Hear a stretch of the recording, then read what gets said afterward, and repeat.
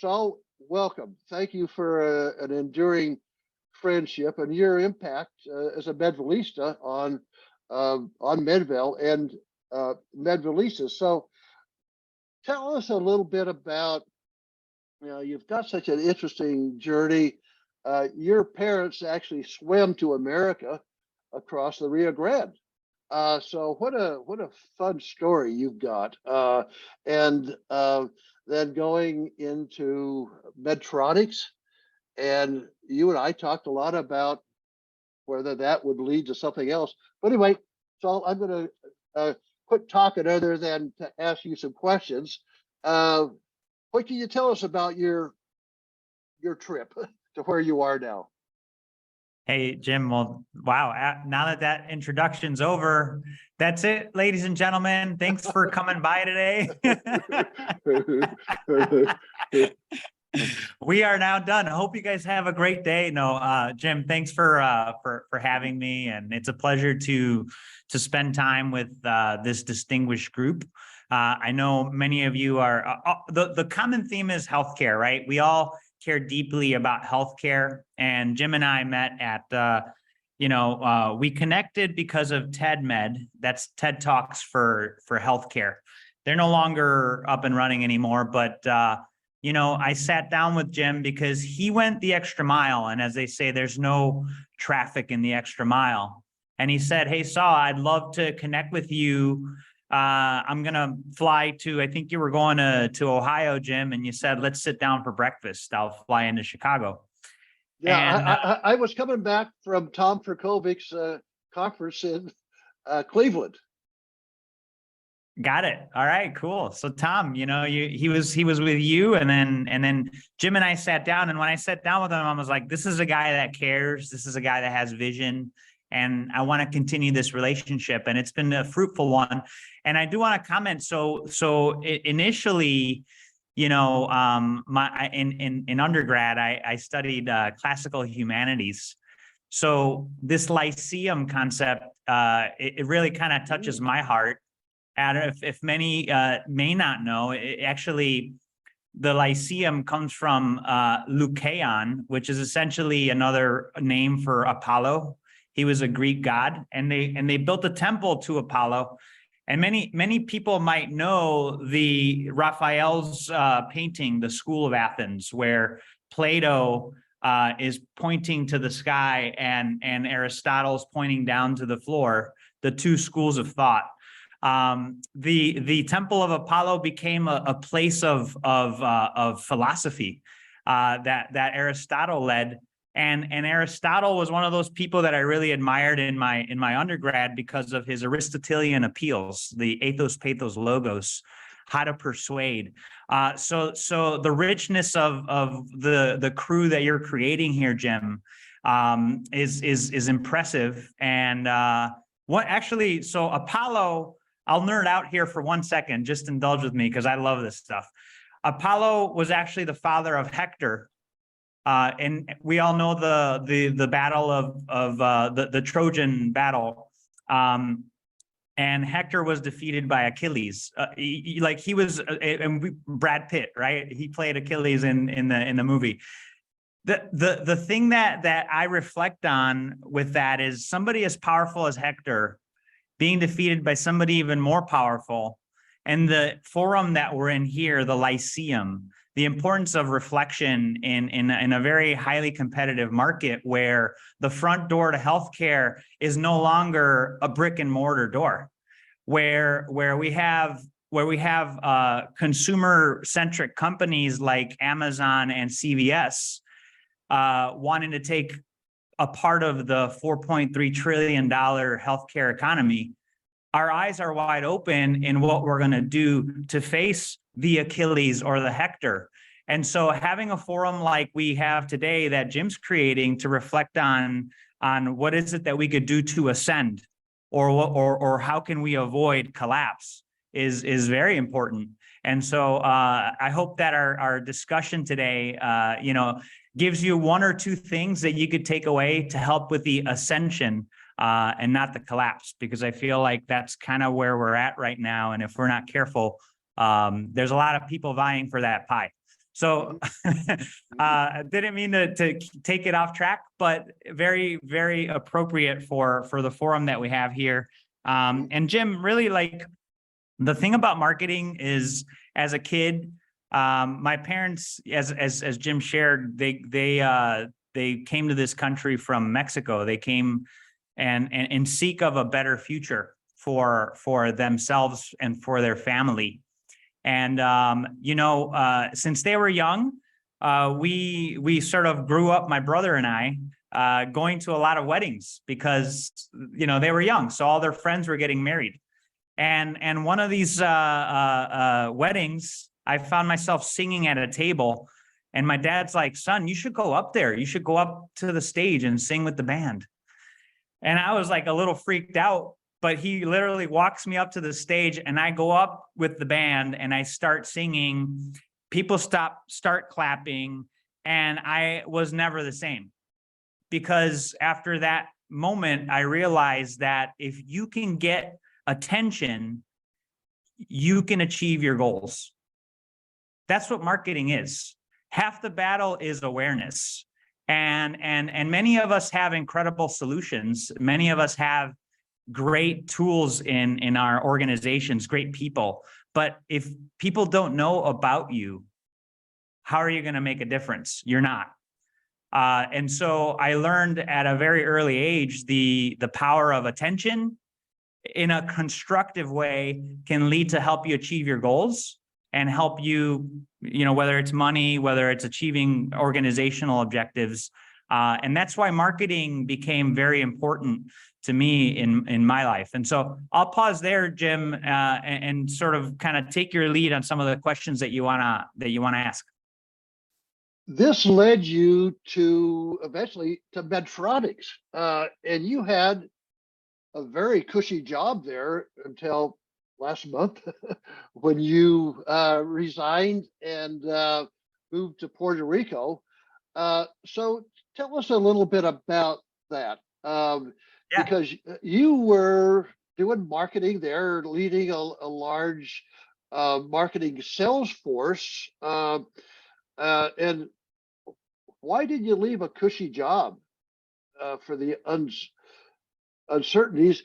And tell us about how it felt to be working and thinking about your own company and doing some things that set you up for that. Was that a good idea? What would you advise to some of these medvallistas that are thinking through the same thoughts? Well, yeah, and for the record, Jim always was egging me on to leave. He's like, "You got to do more, man. You got to do more." And so yeah, you were built for a higher station. As well as you were being treated at Medtronics, that wasn't your highest and best use, I didn't think. I appreciate that, Jim, and that's the power of like being surrounded by great people, right? I think we've all heard you're the average of your 5 closest peers. And Jim was one of those peers that always brought my average up. And so, yeah, I was VP of sales at Medtronic, then got promoted to lead a division. But I found myself thinking I could do more. And I mean, to be quite honest, I could do more. I could have bigger impact. I could earn more. All of these things were in my mind. And so, a few years ago, 6 years ago, I started the Outcomes Rocket, which is a healthcare podcast. And since that, I've recorded over 1,300 interviews with healthcare leaders, from hospital CEOs to company CEOs to organizational CEOs. And in that time, I've learned a lot of principles that help healthcare entrepreneurs be successful. And from a marketing strategy to an operational strategy to a sales strategy, I said, I could do more. And akin to that physician, I know there's physicians here in the room of, the analogy I like to use is like you're bedside and you're caring for a patient, and that brings joy and that brings purpose. But when you see the opportunity of helping thousands, if not millions or billions of patients by running an organization, that's when the physician becomes the entrepreneur and decides to take the next step to scale their purpose beyond the bedside. I sort of felt like I was that quote unquote physician at a corporate bedside for one patient, one corporation. And I decided to go beyond the one corporation and say, I can help more business owners beyond just Medtronic help achieve their mission in healthcare. And that's when I evolved the healthcare podcast to a podcast production company, to now a healthcare marketing agency that helps business owners get in front of their ideal clients so they could scale revenue fast, so they don't have to deal with all of the confusing options out there. There's a couple things you could do to do that in a reliable, reproducible way to help you achieve your goals. And so essentially that's what we did, and the things that we did successfully, I did successfully at Medtronic bedside. Now we're doing with our customers. And so, yeah, this is the 2 months ago, I jumped ship. I was in, I was at a conference. It was a business conference. It was actually a Tony Robbins business mastery conference. And I was sitting in the audience, and the speakers were the CEO of SoulCycle, the CEO of Warby Parker, and the CEO of Airbnb. And I remember being in the audience, hearing the Warby Parker CEO saying, I was building my business, and at the same time, I was a full-time consultant. And when the revenue from my business overcame, or got bigger than the revenue from my job, that's when I left. And when I was sitting in the audience, I felt like he was speaking to me. I felt like, and hopefully through me, he's speaking to you, that while you're adding major value to where you work, it's possible to create massive value even outside of where you work, and create an opportunity for yourself and for the people that you serve. At the beginning of this year, the revenues for Outcomes Rocket Growth exceeded the salary that Medtronic paid me. And I was able to say, now is the time. And in order for me to grow this business to where I see it going, I needed to focus my time. So at that point, it was a matter of responsibility to our clients and a responsibility to my family and myself to leave, because the ship was already on the way, and we burned the boats.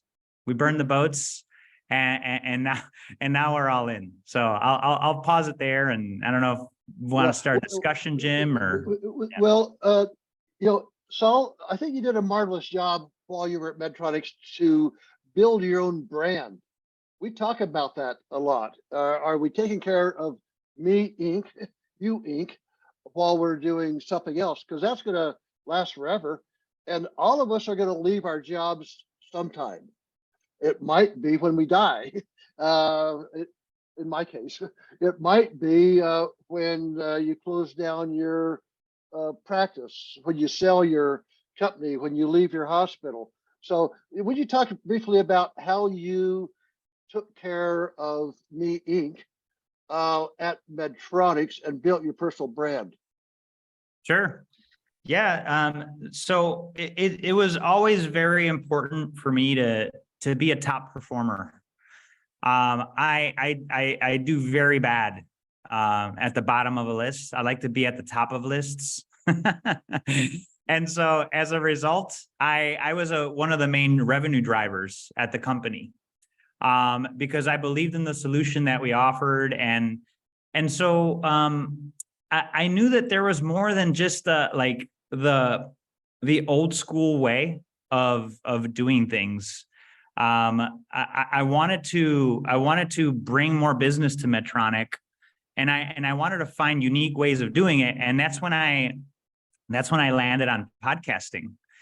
And podcasting became this incredible tool that helped me build my brand, but helped me attract the ideal clients that Medtronic was looking to work with. So it was amazing because here I am, like, wanting to make a difference for my employer, and I find an opportunity to really build my brand. So it's guilt through association, but also success through association. And as I was interviewing more and more people on the podcast, everybody just associated me with these amazing people that I was inviting. And so I slowly started becoming a thought leader and an influencer from a guy that, nobody knew, with parents that swam across the Rio Grande to get to the country. Now I'm having conversations with CEOs of hospitals and CEOs of companies, and I'm like literally learning. I told my wife, this is the best MBA I ever got, the Outcomes Rocket.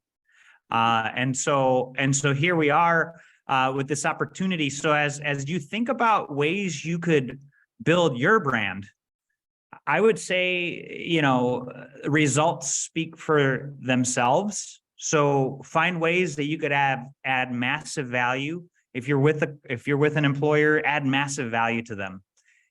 Add massive value to them. Find ways that they're just like, holy crap, we're not paying them enough.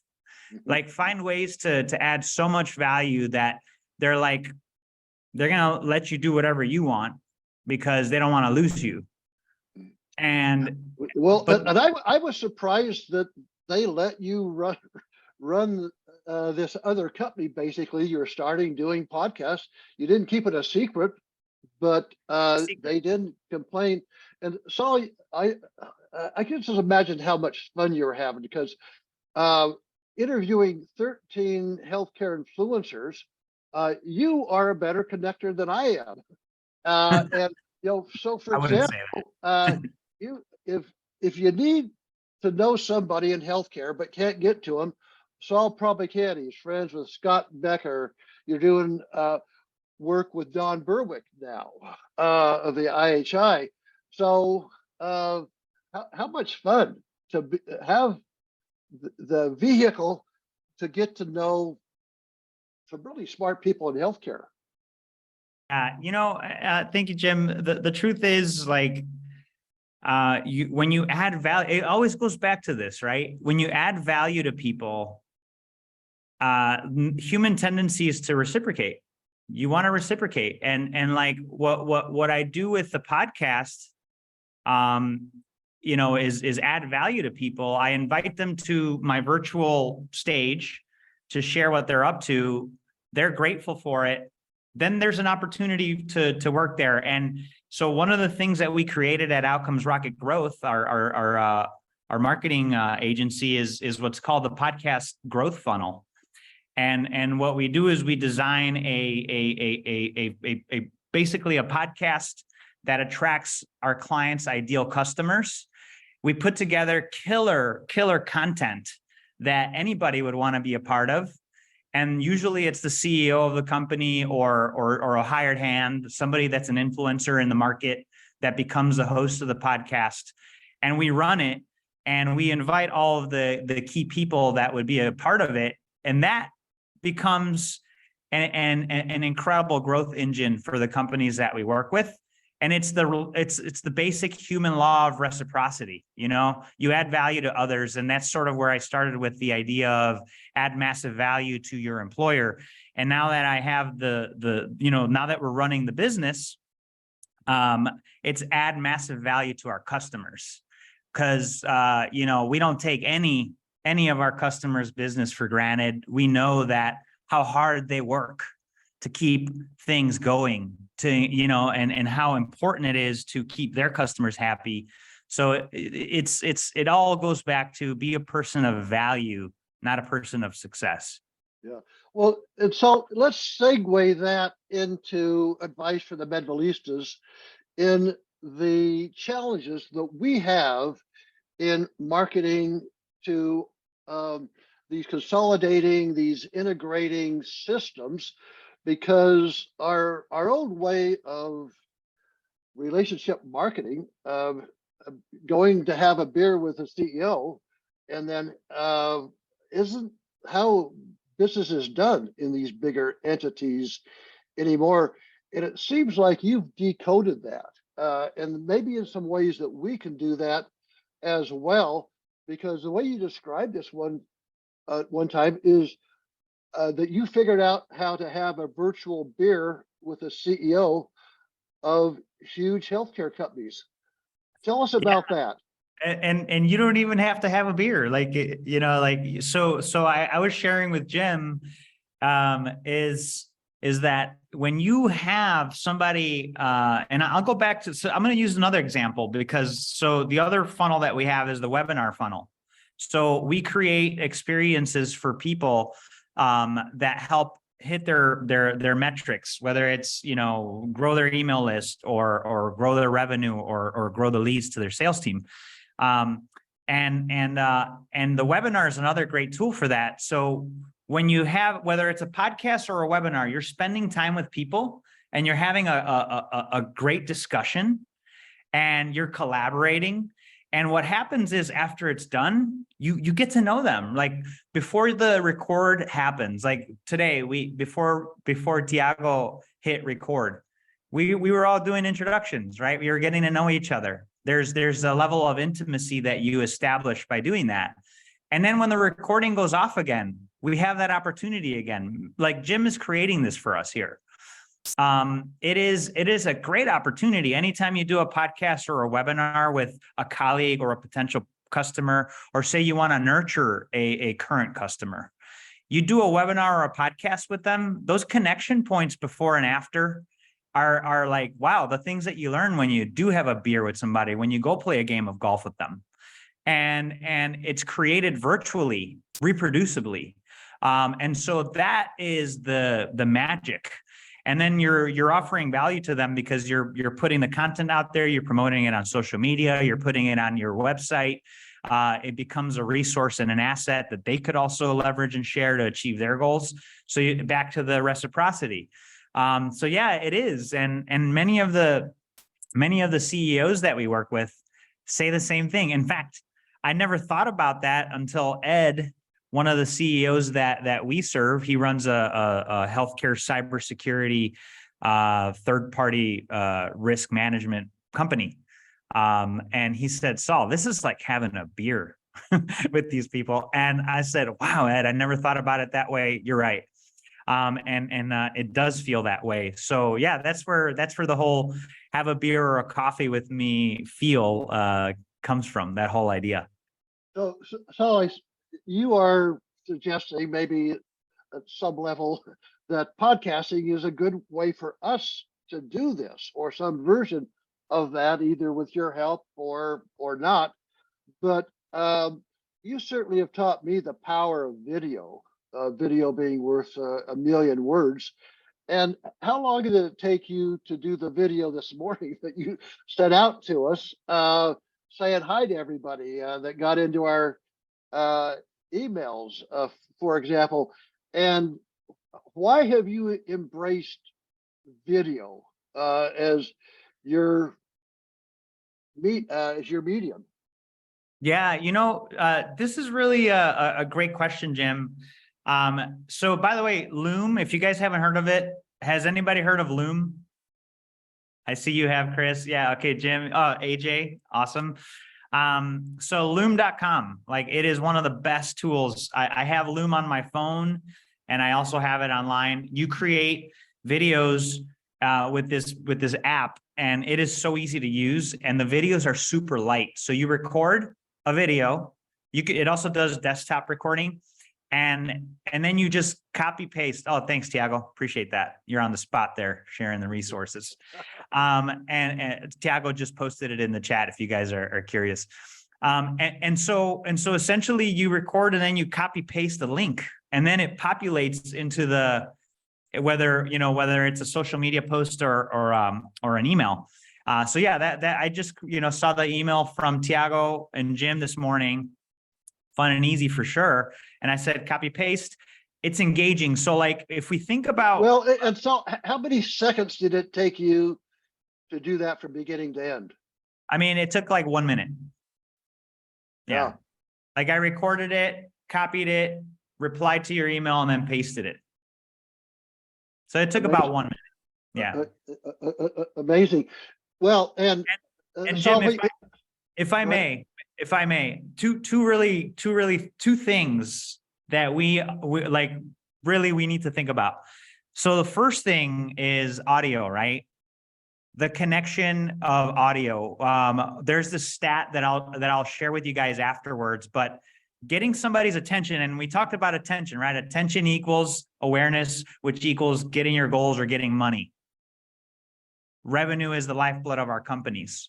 If you're not getting attention, you're minimal attention, you're not hitting your goals as well as you can.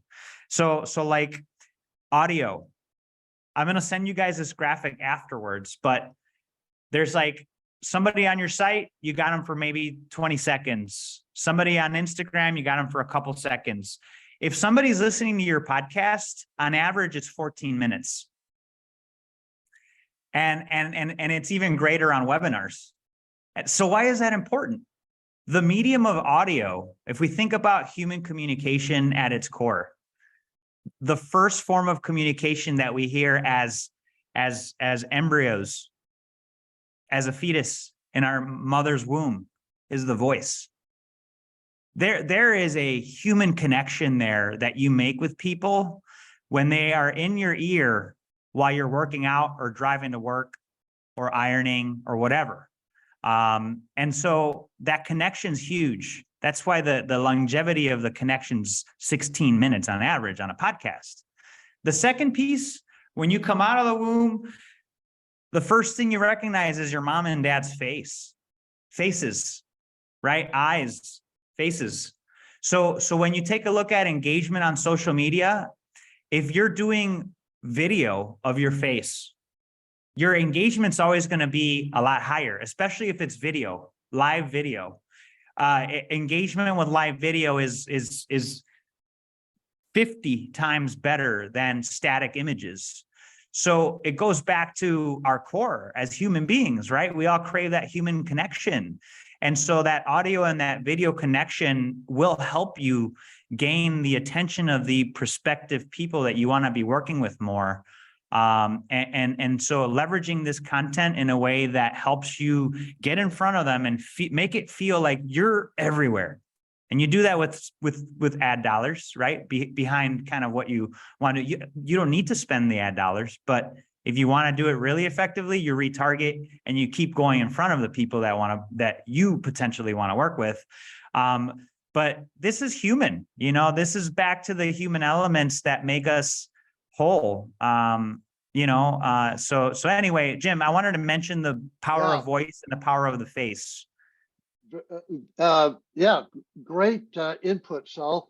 Well, and I think I've been too overwhelmed by video, thinking I needed to have the lights right and the right sound system. And, so for example, Saul attended a Medvel dinner that we hosted in San Diego a couple months ago. And there were three of us sitting around talking about the importance of doctors having a video presence. And Saul took out his camera and started recording and videoing this three-way conversation. And pretty soon it's a podcast. So this does not have to be that overthought. And I'm trying to get quicker about this, and maybe we all could as well.